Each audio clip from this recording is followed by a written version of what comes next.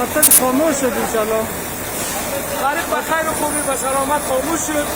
لله الحمد لله الحمد. غریب بخیر خاموش شد. تشکر از رئیس سالنگاه که شما بودین برادر. تشکر از خودتان، تشکر از مانوی صاحب کماندانی امنیتی پروان. واقعا همراه ما کمک کردن، زحمت کشیدن. از زحمت کشیدن یک دنیا سپاس می‌کنیم که ما را راهنمایی کردن. اگر همکاری را نمی‌شد ما نمی‌تونستیم که حرکت خاموش بسازیم. و دیگر تشکر از مانوی صاحب دفاع کابل که همراه ما واقعا در همه امور هم خواستند.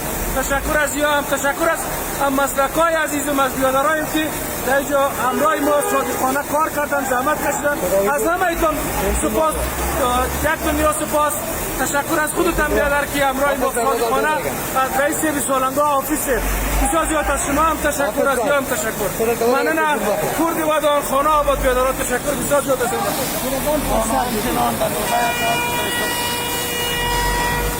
تشکر میکنیم از دفاع ریاست عمومی کابل که معاون صاحب ریاست عمومی دفاع اصلا باید کنند از برای عزیز ما و همچنان از قماندان صاحب و رئیس صاحب حفظ مراقبت سالنگاه واقعا بسیار زحمت دیده کشید و از خودشان ما تشکر میکنیم در روزهای خوب.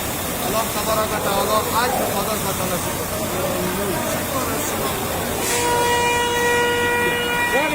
حافظ در